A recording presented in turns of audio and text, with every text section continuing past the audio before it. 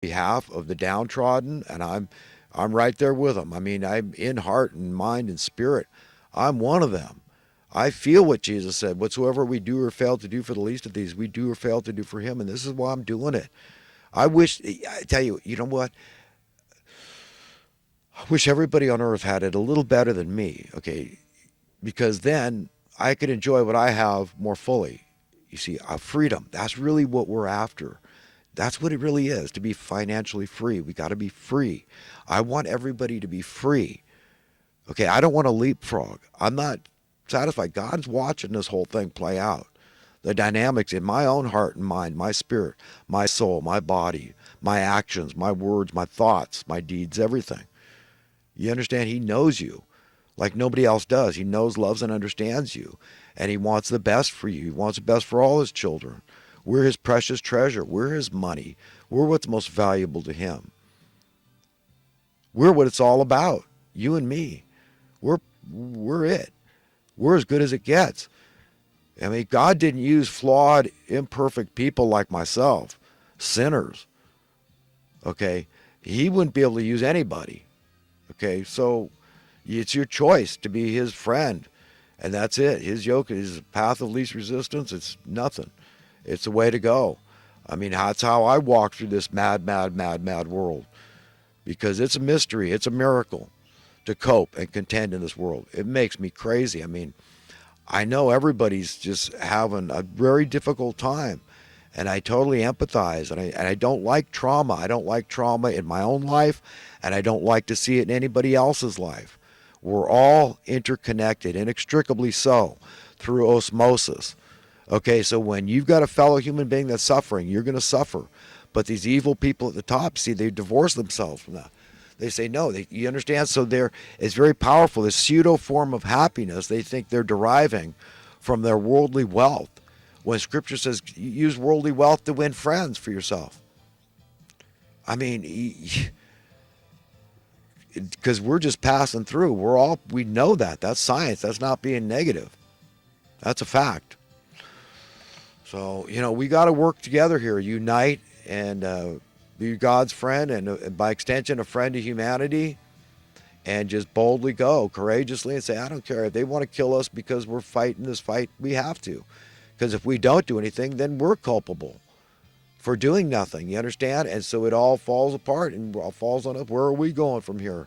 What do we deserve? If we were cowards, we get a coward's reward. What's that? Continue here. I'm on to some recent current events and other talking points. But last week I said I advertised down in Vegas in the Nickel newspaper. But no, it was the Nifty Nickel. I just couldn't remember for a stupid name. Nifty. But yeah, I was able to get work out of that as a landscaper, freelance landscaper out of that newspaper.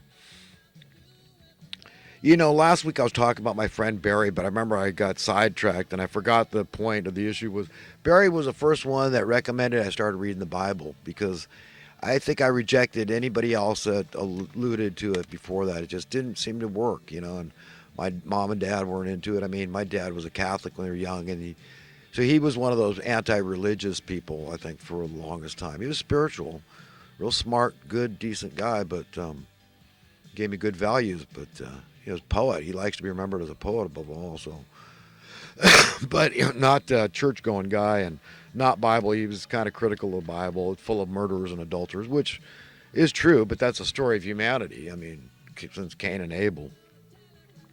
But Barry told me to get into it, so he encouraged me, and so we're kind of really bonded on that level too. That we're both Bible believing, and the fact that he really got me interested. I thought, if I really like this guy, he's a better surfer than me, and got more courage, and he's stronger. I think I should listen to this guy. So I liked him, and I decided to because I really did. He was a good friend and a good surfing buddy. Just we bonded when we met. I remember really, really well. We had both the right vibes,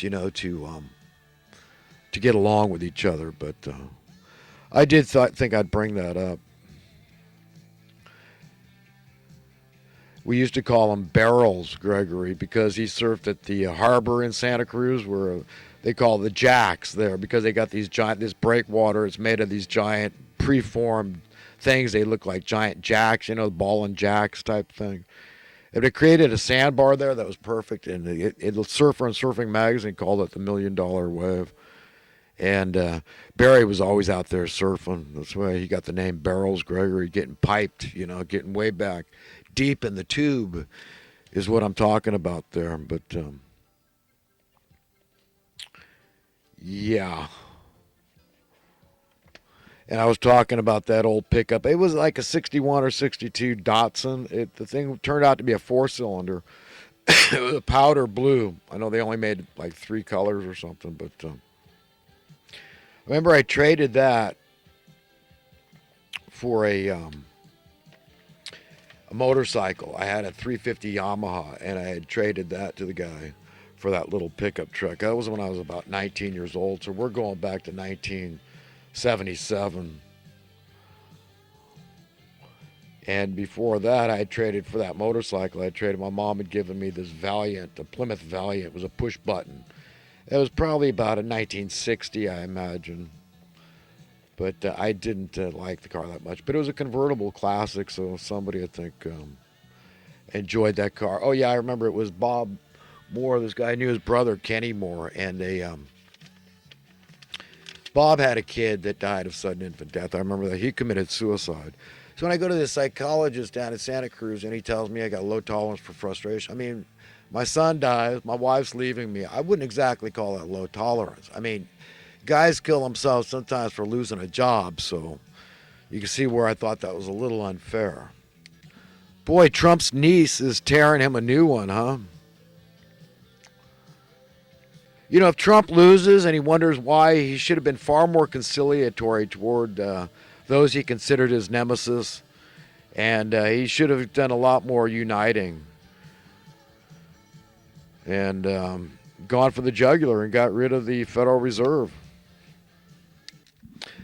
This show, CBS Sunday Morning, showed this town called Tenino, Michigan, where they're printing their own money. I think it's hilarious.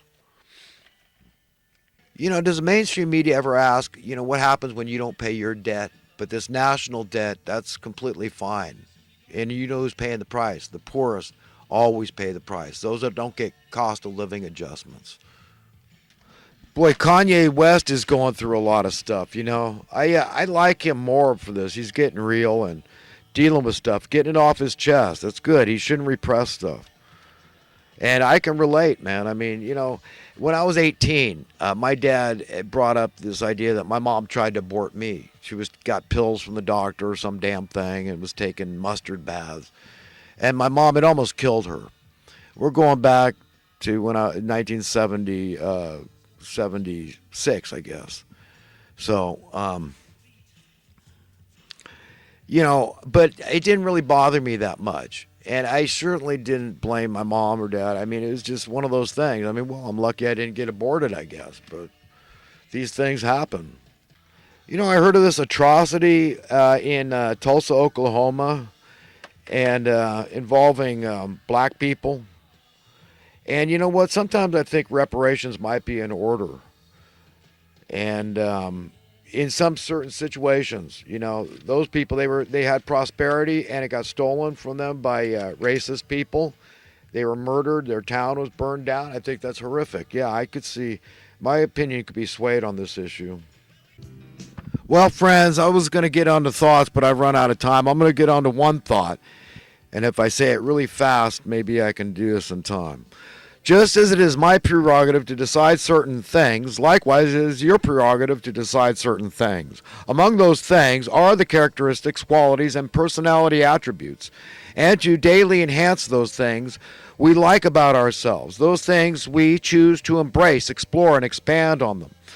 Herein are but only a few examples: to simply be a nice human being, to daily seek greater and greater joy, to be no man's enemy, even if they choose to be your enemy, to seek greater and greater freedom until truly free, absolutely free, and to do our damnedest, determining steadfastly to enjoy our stinking little lives.